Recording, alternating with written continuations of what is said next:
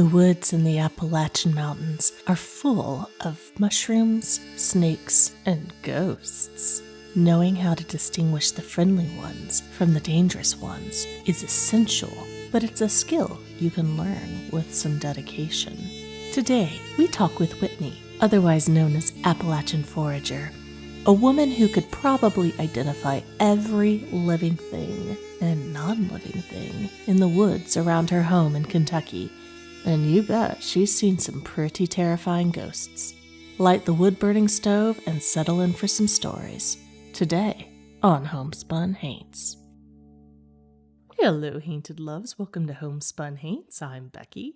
I'm Diana. And today on the show, we are back to Appalachia. This time, we're moving to Kentucky, and we are going to talk with the great Appalachian Forager, Whitney Johnson. You may know her from her TikTok and Instagram videos about foraging for mushrooms and what's that weird looking weed in your yard? You can make a jam out of it. My kind of person. She's amazing. You're going to love talking to her so much. She is so funny. Well, actually, it's no surprise. She lives in Appalachia, so she's got ghost stories. Yeah, well, that's true. Of course. Everybody's got a ghost story. It's been really rainy here in Oklahoma, and so in the backyard, a bunch of mushrooms that I didn't recognize popped up. They looked a lot like just regular straw mushrooms from Chinese food, and so I was asking GPT to identify them for me, and both GPT and Google agreed that they are not culinary mushrooms, but they may contain psilocybin. So, party at my house, I guess. I'm a little intimidated to do anything about it, but it's interesting to know. Oh, speaking of dangerous things in the yard, I had an encounter yesterday. Oh? Diana, I nearly lost my life. Your life? Or at least months of my life. I came face to face with a baby copperhead. And I was walking the dog, and it was in my driveway. And the only reason I was looking down, because I was wearing open-toed shoes, you know, whatever. My husband's sandals, because I was like, whatever I can grab. Dog has to pee. Your husband's feet are like 3 times as long as yours. Yeah, exactly. So I'm clomping along. Clomp like snowshoes. In these barely fitting sandals. And I'm watching the ground because the dog is like eating everything because he's the puppy. Yeah. Rocks. Yes, pretty much. It was so weird, Diana. Talk about instinct kicking in. My instinct kicked in and pulled the dog back before I even realized what I was seeing. Ooh. I pulled back and I was like, what is that? And, you know, I knew before I knew. We were so close to it, I thought it was dead because it didn't strike me or the dog. Wow. Like I really was but just maybe because it was young. Maybe. I don't know. But it had its head up, and then the workers who were doing construction on our house drove into the driveway a few minutes later. Like I got off and got into the road, and I was like, okay, good. They ran over it. Oh, they did?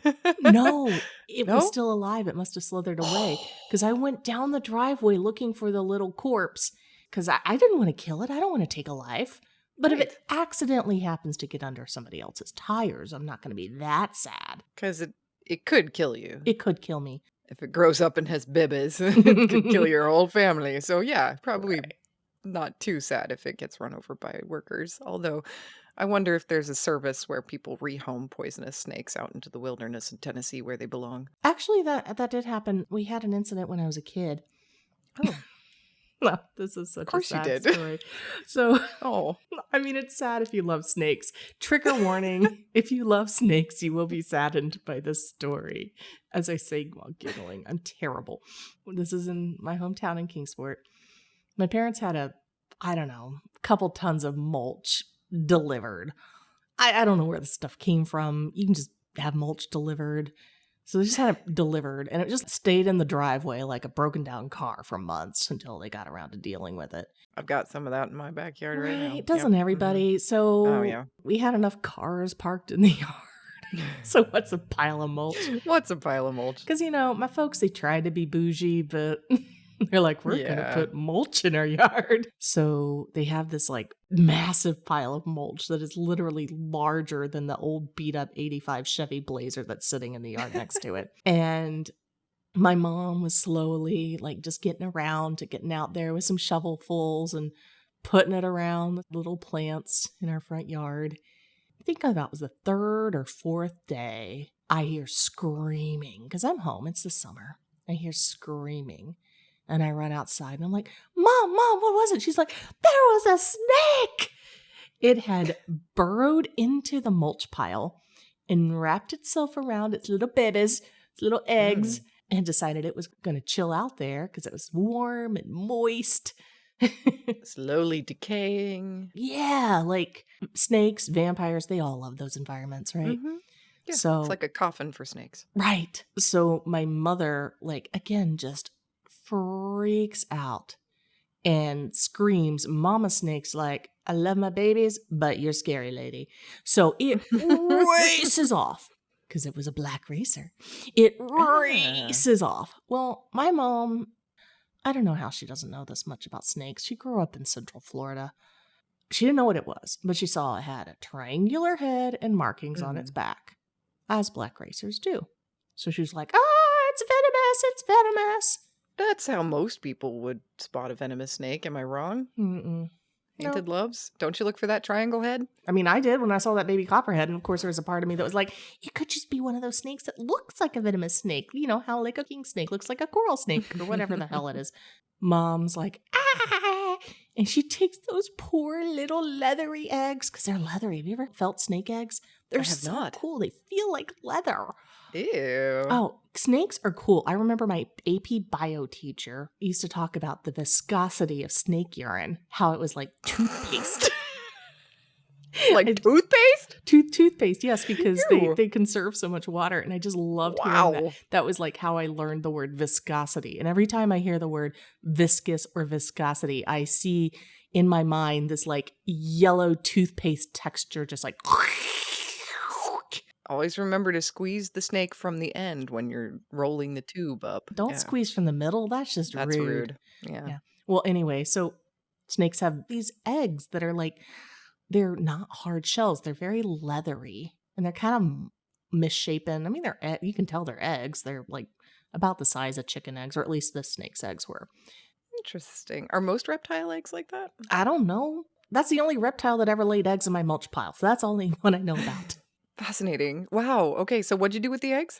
My mother left them out to bake in the sun, and they all just went rotten. Like a week later, they were still there, and nothing was coming out of them. Stinky Yeah, they did eggs. start to stink. And I was like, Mom, how could you do that to the babies? And she's like, no, snake babies. I was like, but they're babies. Then the daddy came along. And Mom was like ready for him. Wait, your mom or the snake mom? No, my mother. Oh, okay. The snake mom, she was smart. She got the hell out of there. She moved back into the forest where she went back into the forest. She's like, see if I clean up the snakes and rats in your house. Because that's what black racers are good for. That's what they do. Yeah, she was just trying to help. I know. They're great snakes to have along. They are not venomous, even though they look like they are. So, Becky, are there any other poisonous snakes that resemble black racers that we'd have to look out for? Or anytime we see these black, large snakes with a triangular head, we know that they're non-venomous, beneficial? I don't know. I am going to full disclosure here. I am not a legal snake representative, so I cannot comment. Well, if a snake pays you, then you are technically it's legal. I am not, so I will not talk to you about the consequences of running into a snake that looks like a black racer that may not be one. But I do want to tell you about the daddy, because you asked about rehoming snakes, and that's where this whole story is going. If you're wondering why I'm going on this whole thing about the mulch pile and the leather eggs and the viscous urine. Yeah, really. The daddy shows up, and this time Mom was ready. Dad comes in. And she grabbed what at the time she thought would be the most efficient tool with which to get rid of said snake. All she had at her disposal was a hoe, a very dull hoe. And that is not meant to be a commentary on a particular person. That sounds like something you would call somebody you really hate. Like, she's a hoe, but she's a dull one. No, it was a very, very dull hoe. And she took it and repeatedly tried to decapitate the snake with this hoe. And the snake's just like, ow, ow, ow, ow, lady. So then, these snakes are tough, let me tell you. So then, frustrated that the snake's still alive, She just grabbed a black garbage bag and just stuffed the snake in it, tied it off, and threw it. What? She grabbed the snake with her hand? No. After all You know that? how you pick up dog poop? Oh. It's like the inside out, and she's like, ah! At this point, I think she knew it wasn't venomous. Somebody had told her. Good. But she was like, snake! And my father is terrified of snakes. You know how some people, like, they have a phobia? Oh, yeah. They get, like, frozen and they can't breathe. That's my dad around these things. So mom knew she was on her own. Like, if anybody was going to dispose of the snake, it had to be her. If she had called me, I think she knew I'd be like, oh, he's so cute. Oh, let's take him. I'm going to name him Tommy. So she shoves this poor snake into a black garbage bag and left it, I swear to God, in the corner of the garage for like 2 weeks. Then I don't know where she was. Maybe she was getting her hair cut. She was chatting with somebody who was like, oh, well, my son's a herpetologist. And mom was like, oh, thank God. Can he come by and take care of my situation? So this like 20-something, 25-year-old guy had a job, maybe over at ETSU or something in the herpetology lab. Cool. He shows up. He opens the garbage bag. Snake's still alive. Oh my. But angry now. It's been smacked with a dull hoe several times and locked in a dark bag for 2 weeks. It's hungry. And he's like, I'll take him. I have a home for him. So he rehomed the snake, took Tommy. I'm going to name him Tommy now. Yeah, took Tommy back to the lab, gave him a good home, fed him some nice fat white mice. As far as I know, Tommy lived a very, very good life. He may have had a dent in his back, but we did rehome a snake. Yay! So that's the whole story. Redemption. Excellent. Well, I'm glad for Tommy, and I'm proud of your mom for handling that snake like a person who handles snakes. I don't know. I don't know if I could have done any better. Well, we had a situation. Speaking of snakes and handling them, we had a situation at an HOA party. Oh? Last summer. We do this thing every year where we have a beach volleyball court. It's a long story why. It has to do with, I'm not going to get into it. Let's just say bad decisions were made. So we have a beach volleyball court with a pavilion at one end. And what they'll do is they'll have a quote unquote beach party because it's sand. So what else are we going to do with it? We'll hire a band and they'll play. And then everybody like just puts on luau dresses and we barbecue and pineapple and dance in the sand to the live band. It's kind of a fun thing to do. Pretend that you live in a hot, sunny, humid environment because you're near the beach. Right. Right. Exactly. We do it at night where it's a little cooler. And you can't see the street from the beach. You can't. Beach. Yeah. Everyone gets really drunk and really interesting things are found in the sand the next day. But I shall not get into it to protect the privacy of my neighbors. However, one night the band stopped in the middle of a song. We were all barefoot dancing in the sand. And the lead singer says, I'm sorry to stop this song, but there's a baby copperhead right here in front of the stage, right where we were all dancing. Oh, no. And of course, we're all like, oh my God, barefoot. And then I'm like, thank God that guy's like singing. And he's just like, oh, and he knew exactly what it was. Right. And he was able to alert everybody instantly because he had a microphone. Right. So we all back away except for one guy. Except for your mom. No. Brings out the dirty hoe. Sorry, the dusty hoe. The dull hoe. That's what it was. Boring hoe. Oh, this one guy, it was in my mind, I'm running through everything that could go wrong. Everybody's wasted. Everybody's nice. So a lot can go wrong. That's what you're saying. But one guy, he used to do pest control. Oh, convenient. And he comes up there and I don't think he was sober, but he's like, I'll take care of it. I think he like scooped it up in his ball cap or something and threw it into the woods. That's a close quarters for a striking venomous snake. Yeah. Because a copperhead will strike at you, right? They'll coil and strike. Well, especially babies. How are you going to get nuts. it in the hat without it just... I don't know. It was dark and I wasn't sober. But I would have been filming this. This is a fascinating event. Shit, this is the thing. And we're going to talk about this in this episode. Like, things you should film and Things don't. you should have filmed and you didn't. What was wrong with you? But yeah. This is something that happens. You live in Georgia, Tennessee, Florida, especially anywhere in the South. You have to deal with venomous snakes. Well, this sounds like a good opportunity to test your snake charming fiddling skills, Becky. No. If you go out to the driveway and fiddle and a snake comes crawling out, then you can hit it with a dull hoe until it gets mad. I don't know where I'm going to get a dull hoe. Maybe I put on a sign. Dull hose. Job. Now hiring dull hoe for snake bashing. If you are going to go forage in the woods for mushrooms or flowers, wear your boots. Do not go in open-toed shoes. Do not go in your husband's sandals. Keep an eye out for things that slither and rattle, because just about as dangerous as picking the wrong mushroom. That's right. Always good to have an expert guide, especially one with a fiddle. I'm not going to charm the damn snakes. Damn it, Becky. No, I know. This is the culmination of your violin career. What else are you doing with it? Come on, charm snakes. I'll come up with a snake charming tune for you, Diana. Maybe we'll put it in our Patreon. Ooh, I'd like that. Speaking of Patreon, we have a new patron to give a shout out to. Ooh. Big thank you to Fawn for joining our Patreon. Aw, Fawn.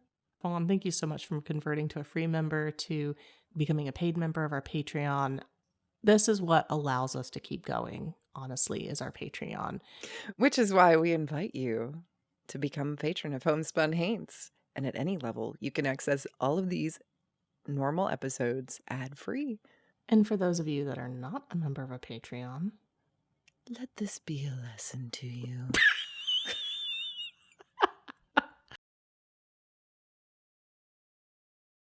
Oh man, I had a rough day. what happened, honey? I was out with the guys and And? they said I wasn't spooky enough. Oh, honey, how could they say that to you? You're hella spooky. You think so? Of course. After all, you came up with the ectoplasm being ghost jizz theory, and you've been scratched by more horny ghosts than anyone else I know. Well, I suppose you're right. But if you're really worried about it, I have just the thing. Oh wow, a spooky AF t-shirt? That's right.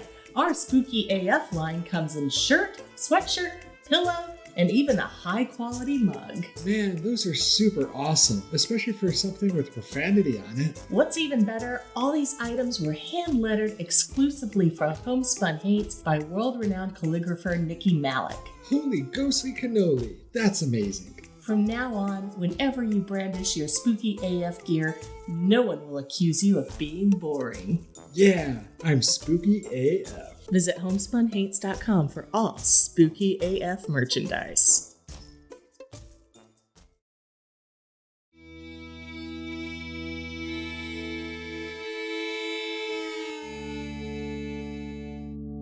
Today on the show, we are so thrilled to bring on Whitney Johnson, the Appalachian Forager. You have probably seen her on TikTok and Instagram.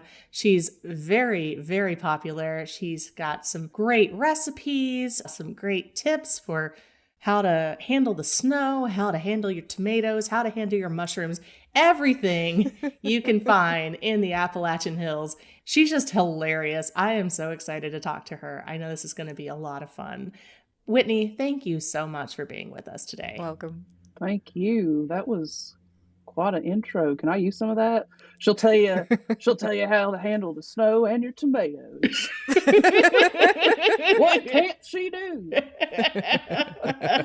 No, but thank you all for contacting me to do this because I'm really into this kind of thing. I love old Appalachian spooky folklore type stuff, so I'm excited. There's just nothing like Appalachian ghost stories. They just get down into your bones. Yeah, everything's better in Appalachia, actually, so that would include the ghost stories, yeah. Yeah, but we got friendly ghosts in Appalachia. Totes, yeah. We did a little foray into Ireland last year, and ooh, those are some scary ghosts. I don't want to mess with those ghosts. Yeah. Everything's scarier in Ireland.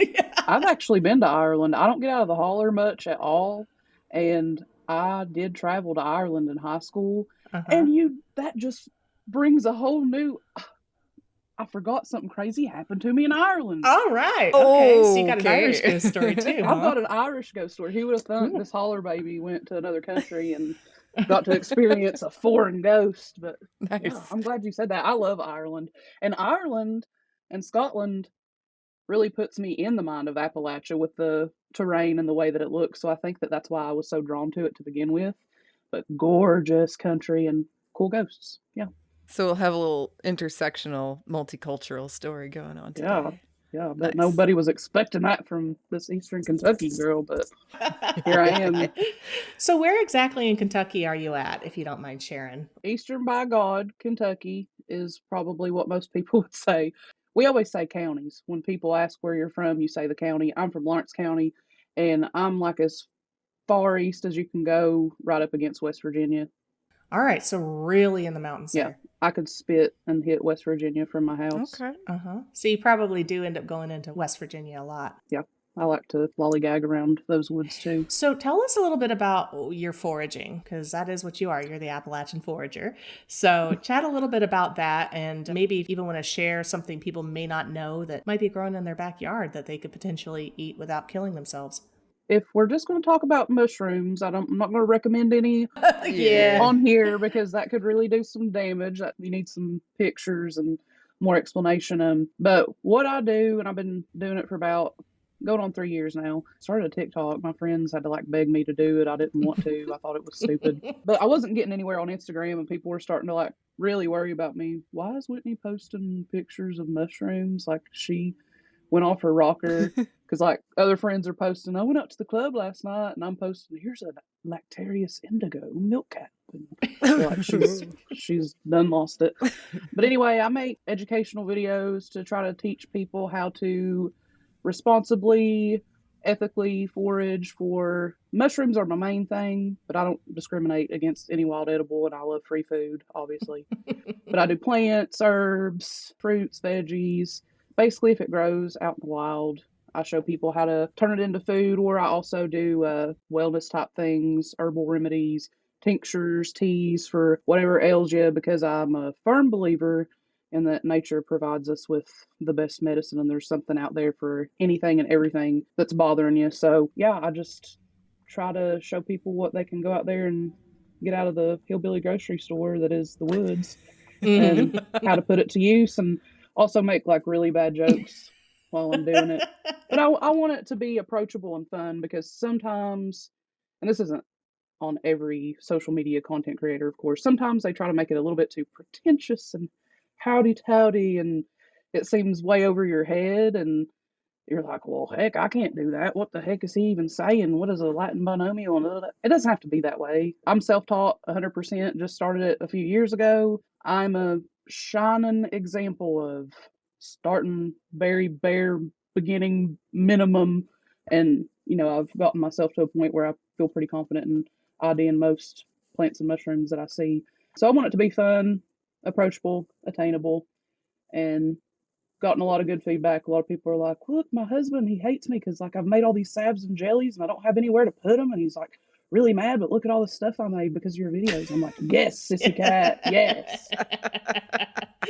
That's amazing that people are able to actually take what you're doing and create their own from it. That speaks volumes. You said you're completely self-taught. So how did you get started? Especially with mushrooms, some of them can kill you. They'll mess you up. I don't know. When I start something, I'm all in. And if I'm very interested in it, then watch out because I'm going to read every book and do all the internet research and figure it all out. The mushrooms started seeing mushrooms on my hike, and I was like, "Ooh, that's a really cool looking mushroom." So I'd try to take like artsy fartsy pictures of them, and because I just thought they looked cool.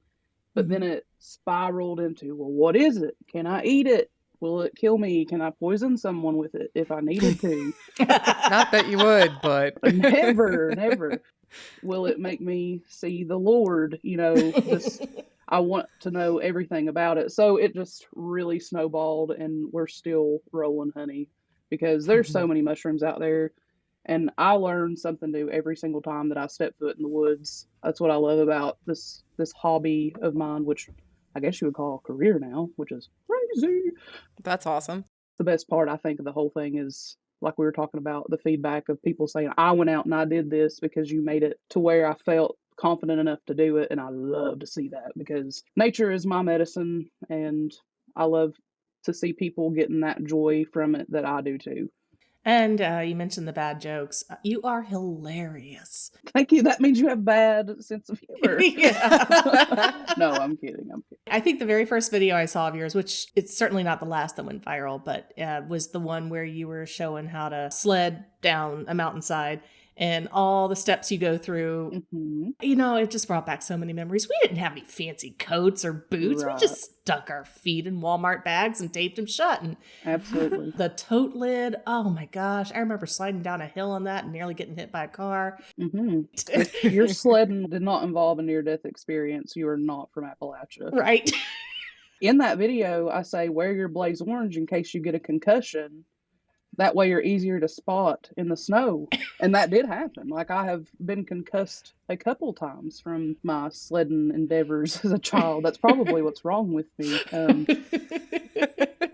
And I love to unlock those core memories too. Like you said, you know, people haven't thought about we were kids getting dressed like that. And then, like you said, no fancy coats.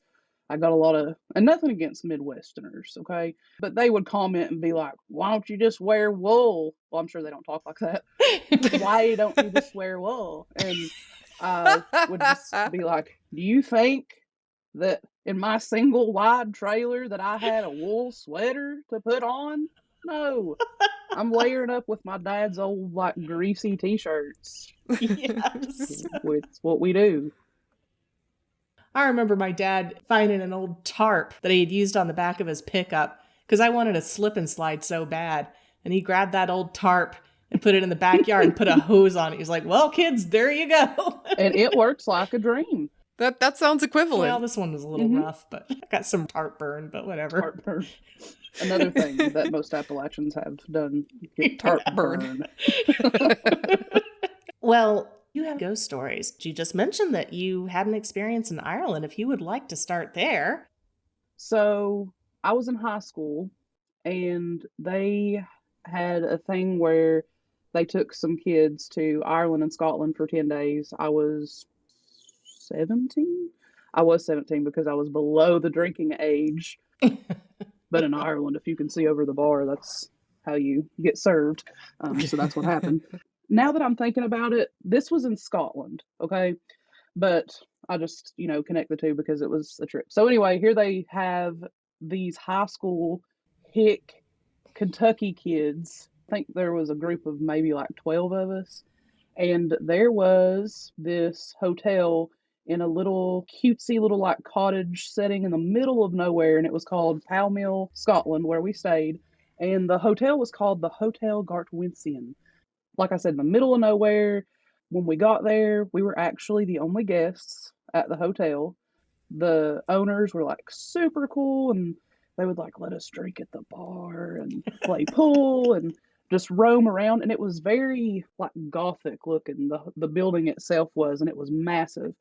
And they took us around and they were telling us ghost stories and stuff. And I need to see it to believe it kind of person.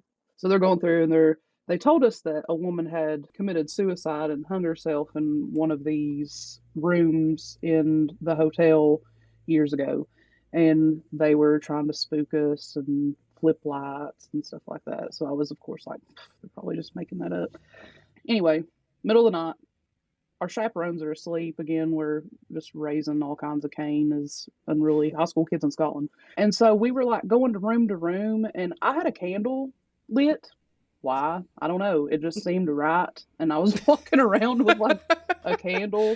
And we went into that area where they had said there had been an occurrence before, and a just gust of wind from nowhere just went whoosh, and it went so hard that it blew wax, like the candle wax, back onto my skin. So it got like on my neck and my shirt. I've always been that kid that wants to scare other people, so I'll make up ghost stories or whatever. So people were thinking I was messing with them, and when I walked in and I felt that rush of that air hit me, and then obviously hot freaking wax on me, I had a reaction. I was like, ah! And my friends that were behind me were like, yeah, really funny. Well, apparently they didn't feel the breeze, but then when I turned around, hello, I'm covered in candle wax. They saw me. I didn't like sling it on myself or anything. Again, I'm always trying to find out what happened. There had to be some way to explain this. So I'm looking for like air ducts and vents and open windows and open doors. And then I even went and did like a test thing. You know, sometimes when you open a door, there'll be like a suction of sorts that can maybe like cause a rush of air. No, no. Never could explain that. So that was pretty wild. Ooh, creepy. Couldn't figure it out. So that was pretty wild. And then after that, everybody was so freaked out that a lot of people went to bed, but you girls stayed up walking around to other rooms. I was like, ooh, what else can happen? If that can happen. And that's just how I've always been. I'm really drawn to that sort of stuff and want to check it out, but also figure out, well, was that authentic? Or is there something else that could have happened? And for that one, that was like 100% straight up ghosty stuff. And nothing happened to anybody else? It was just you? Just you. Because they were like, we're going to go after the non-believer. Probably so. And that was the thing. I'm leading the pack, too. Mm-hmm. Because I'm like, nothing ain't going to happen. Like, of course, follow me, guys. I'll lead you in here and show you that there ain't nothing to be scared of. And then that happened. So going back to Appalachia, we're just full of ghosts there, and we have all sorts of theories. Diana and I have come up with theories for why there's so many ghost stories in Appalachia. People say the granite, people say the quartz and the rocks and the mountains. I think it's just people being more open to it, being more in tune with nature. But you have some stories. So this happened not long ago. I can't remember what year it was. This is just a few years ago. It was a night of like a big meteor shower. So galactic energy is like already humming on high. And we wanted to go to like a cool place to watch it. And there's this old pedestrian bridge over a river near where I live. So I was like, that would be really cool to stand out on this big long pedestrian bridge over the river to watch the meteor shower. And it was super cool because you could look down at the river and see the reflection of like the meteors just like ripping through the sky, and it was like completely clear. So it was me, my boyfriend, and his friend Nick.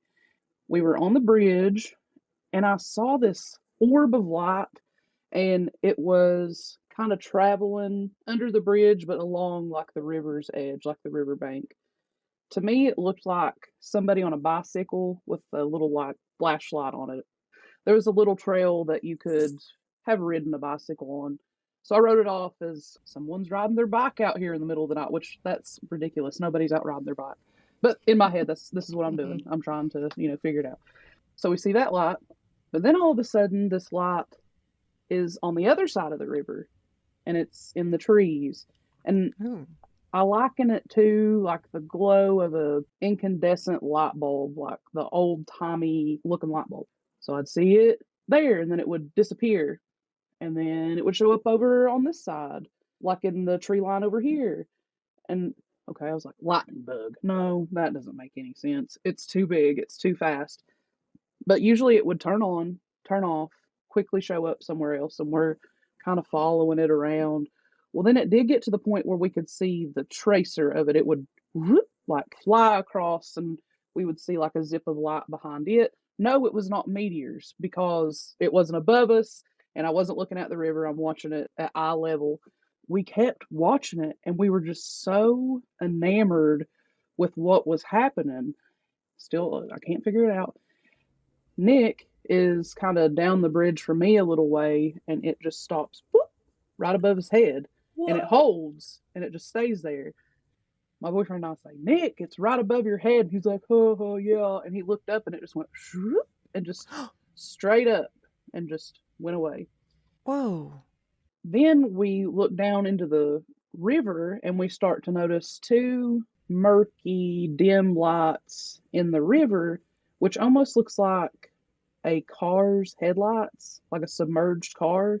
Ooh, under the water? Mm-hmm. And I'm looking to see if that's maybe a reflection from that. No, there's not anything around there. I'm in the middle of nowhere. There's no light to be had other than these meteors.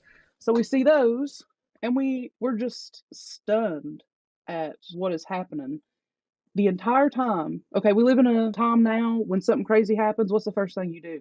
You get your phone out and you start recording it, right? That never even crossed our minds. So we get home after all this has happened to us, after we've seen this crazy, wild traveling orb. And Ricky's my boyfriend, sorry. Ricky says, "Did you get any pictures of that?" And I was like, "No." "Did you take any videos?" "No." "Nick, did you?" "No." So to me, I feel like there was some layer of influence over us, because why wouldn't I? Right. Yeah. And again, I'm one of those people that I would never say this if it didn't happen. And I'm going to want proof and evidence to back this up if I can. So it would have only made perfect freaking sense to try to catch it somehow. It never even crossed our minds. So we thought that out of all the things that we saw, the whole thing with that situation, that to me was like the freakiest. Okay, that thing had little mind control somehow to keep me from not wanting to do that, because that's almost instinctual for people to do that in this day and age with Of smartphones. course. Right. Well, especially with what you do. I mean, you're recording everything. Right. And never even crossed my mind. So that was probably the most intense one that I've ever had happen. It was like it was messing with us. There was like a method to the madness of the movement of this light, and even to the point where this entity or whatever it was hovered over Nick's head like, screw with him. It was really wild, and I have no idea what that was. And I want to lean toward, okay, there was a meteor shower going on. Is this like alien type stuff? That would be my first guess. Of course, I guess I should think of something logical or rational, but as you're telling me that story, I'm like, aliens! Yeah, well, there's no logical, rational thing behind this. Trust me, I'm always trying to figure it out. I even did research about when meteor showers are happening. Is there some sort of phenomenon that happens where there could be, stuff like that, or your eyes tricking yourself into seeing certain things? But again, there was methods behind what this thing was doing. It wasn't just flopping around like willy-nilly. It was doing things to mess with us. So it's definitely intentional, conscious stuff.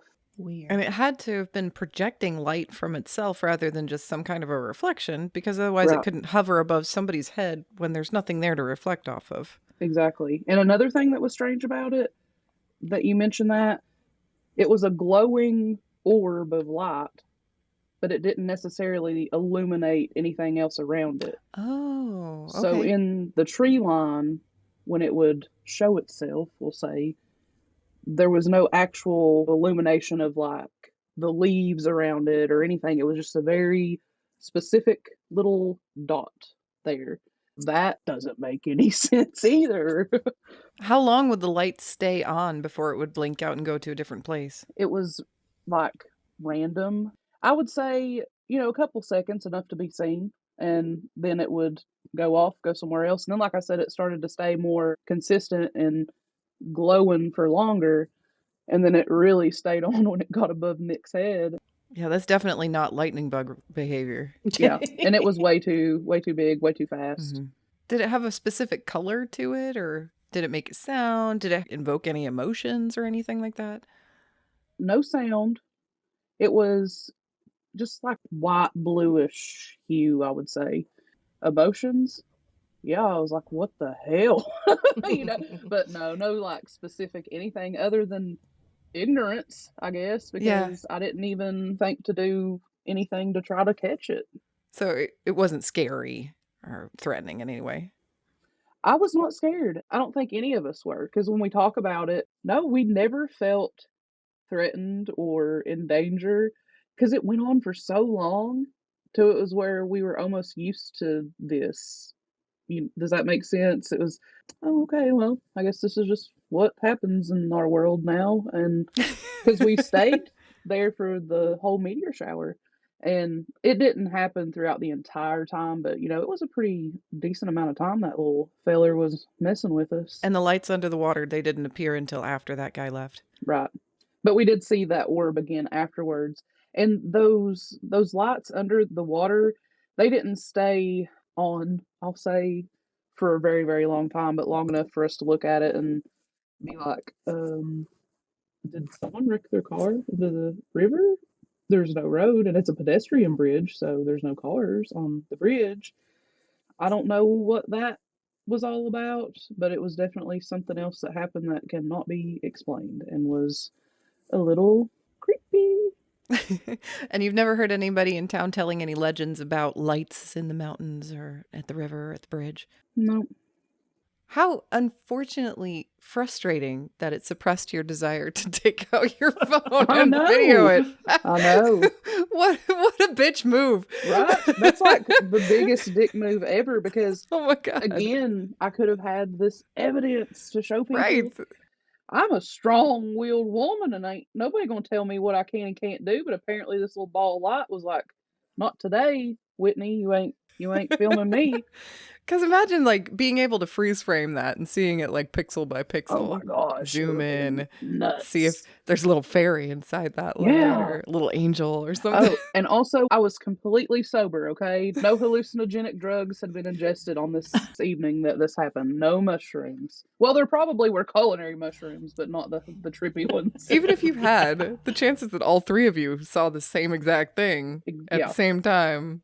Exactly. That's not explainable. Yeah. Well, I know that's not your only story, right? So this one is more of your quintessential haunted housey type thing. When I was in middle school, I had a best friend, and her and her mom had a home up a holler, of course, and that thing was haunted. I've never been in a house where such crazy stuff happened consistently. Like they didn't give us a break.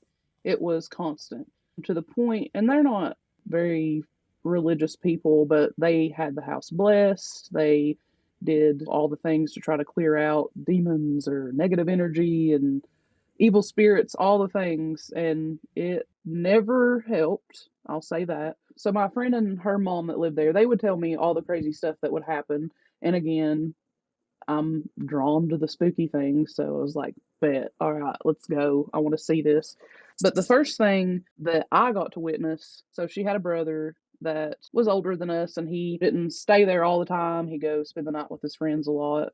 So it was dark, and we had come home, and we pulled into the driveway, and there was a guy with a white T-shirt on the porch, and her brother always wore a white T-shirt. That was just like a thing he did. So we're like, oh, well, your brother must be home. He must be locked out. So we put the car in park, and we're getting ready to get out, and his name was Nigel. I know that's unfortunate. The mom was like, Nigel, are you locked out? And it just went, whoosh, just white streak, just gone. Just Whoa. gone up the hill. So it wasn't even like it slowly disappeared. It was just kind of like, whoosh, and gone. And we all looked at each other, and we were like, did that really just happen? And that was probably the first thing that I ever encountered that was obviously ghosty stuff. And I was just like, no way, how? We all saw it.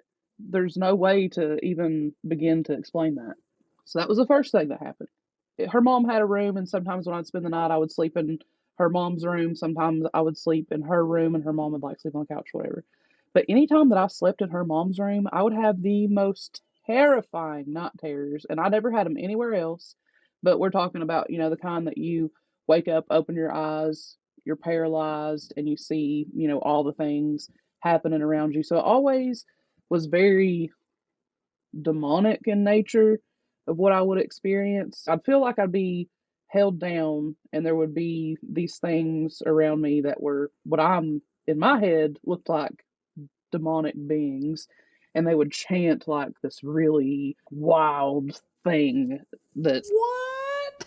I can't describe it. But now, Oh my mind God. you, this is a night terror. This isn't something that I saw, but it was still wild. And so I got to the point where I wouldn't sleep in that room. Can't blame you. Yeah. There was another night that her and I were there. Her mom was gone, and the windows just started shaking. So we thought it was an earthquake, and they're rattling. And I'm like, I've never been in an earthquake. This is kind of cool. Like, what's going to happen? But then they just kept getting progressively louder and more like intense, and they're shaking, and the decibel level was getting higher and higher. And then we realized, nope, this is not an earthquake. This is just our little ghosties acting up. And so it did that for like a good 30 seconds. But I still called my mom, who didn't live far away, to say, hey, did you experience like an earthquake? Did the ground shake or anything? She's like, no, Lord, no. What are you talking about? And I was like, okay, just checking. I don't know what that was about. Fast forward a few years, I end up moving in, into that house. What? I was in college and I was a poor college kid, and my friend, her mom had moved out, and my friend was living in that house. Nothing ever to that caliber happened again. That was like a full blown apparition of a person when we saw what we thought was her brother. And the dreams would still happen if I slept in that room, and I slept on the couch when I lived there because it had me gripped so hard. I was like, I don't want to experience that tonight, so I'm not sleeping in there. So yeah, I actually lived there for a semester of college, and nothing super wild happened then. I think her mom has something, this kind of stuff happens to her. Because once mom was gone, it was a lot more chill. And her mom has tons. Some of the stuff that she has experienced, oh my lord. But I just think some people have that. I think that she experiences stuff a lot more than most people. She was really in tune, like, she did like tarot, and she was really into spirituality and kind of dabbled in a little bit of witchy stuff, which I always thought was super cool. Do you think her witchy habits might have haunted the house? Do you think she called something or conjured something? I don't think so, because it's not like to that degree. You know, she just kind of dabbled and thought, like, she would do her tarot readings, and she predicted like some spot on shit with her tarot readings. It was crazy. She had something. She knew what was up. She had mentioned someone, a friend, had bought her a book that, and you always say, don't mess with the black magic type stuff. But someone had bought her a book that discussed more dark magic type things that she was not about, and she had it in her nightstand for a while before she decided to get rid of it. And I think she like buried it or did something. There was some sort of like way that you were supposed to go about discarding this book.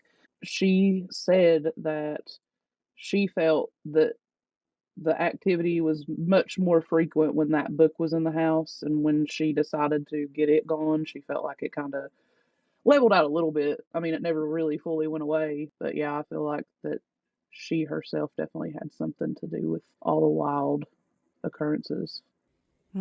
Strange that when her mom wasn't in the bedroom, her bedroom was still the most Hmm. unsettling part of the house, perhaps. Well, that's where she kept the book. Hmm. Oh, true. And you said that people were chanting. Yeah. We've heard everything else, like the weird hooded creatures and feeling like you've got something on your chest holding you down, but the chanting, never heard that before. That's extra Yeah. spooky. Yeah, that's It odd. felt like, the only way I can describe it is, it felt very ritualistic, as if I were something up for sacrifice. I mean, I was on my bed, obviously, but I felt like as if I were like sprawled out on display on a table, and they were doing some sort of ritual around me and getting ready to, I don't know, rip out my intestines and Oof. put them on a skewer. I don't know. But it just felt that way. I felt very much in danger. And then it doesn't help that you can't move or scream or do anything at that point in time. And I got sick of it, man. I was like, I don't want this to keep happening. So Yeah. logically, I stopped sleeping in that bedroom. Do you have other stories? I don't know if you can top that. That was pretty intense. Nothing that's happened to me directly. You know, I grew up hearing a lot from my family.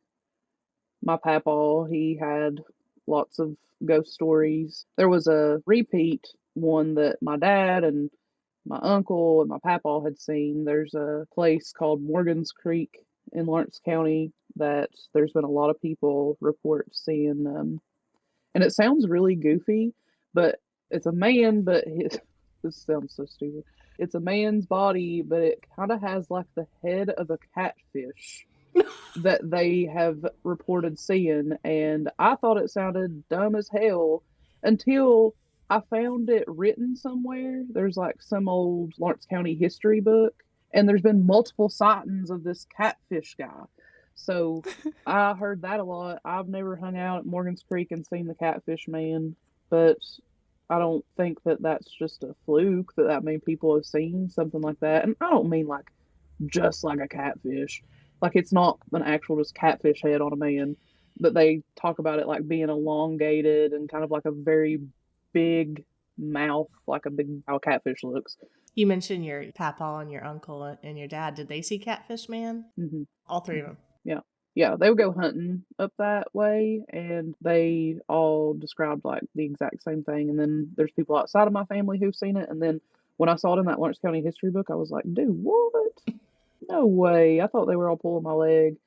In the legends, does he do a specific thing, or is he there for a specific reason? I don't think so. As far as I know, it was just people would see it and be like, oh God, that is not of this world, and just split. But I think it was just more of just there he is, like walking along the creek, because they were always out in the woods. Like I said, they'd be hunting, so they always saw him there. One last question. So I don't think Diana knows what a tomato pie is. And I would I don't. love it if you could just give a very quick overview of what it is and how you make it, because this is something she's been missing out on. Yeah. Well, when you do a garden in Appalachia, you've got at least 30 mater plants, and there comes a point in time in the summer where you're just like covered up in them and you're tired of doing the same things with them. So this tomato pie is a way to use all your maters, and all you do, and it sounds disgusting, okay? I'll admit it. Good. It's so good. So you just get a pie crust and you cut up a lot of tomatoes just into slices, and you layer those into the pie crust. You'll do one layer of tomatoes, and then you do a layer of some cheese, mayonnaise, hang in there, okay? Because I hate mayo. Mayonnaise and like some fresh herbs. Another layer of tomatoes, mayonnaise, cheese, fresh herbs. And then we do like a little bit more cheese on top, of course, and sprinkle it. Bake it. Son. So good. It's so good. It's so easy. Oh, wow. Mhm. A lot of people are turned off by cooked tomatoes. They're slimy. I don't like the texture. But this stuff, it's heaven. Trust me. I've made so many of them. It's really super easy, but really yummy. Cool. Okay, I'll try that. I've got a tomato plant, just one, but Yeah. It has to be garden tomatoes, because those maters you get in the store, I don't even know what's a point. They taste like nothing. Yeah. what is it's just visual. You may as well get wax ones. Yes, it would Agreed. probably taste better. hmm They have no flavor whatsoever. It's like just chewing on. Maybe they are wax. Who knows? Yeah. Agreed. Well, Whitney, this has been so much fun to talk to you. You are such a hoot. I love all your bad jokes. I don't think they're bad. I don't know what that says about me, but I think you're hilarious. You got good taste, honey. That's what it says. There you go. Yeah. You have quite a few experiences. I'm so glad that you were willing to sit down and share them with us today. Yeah.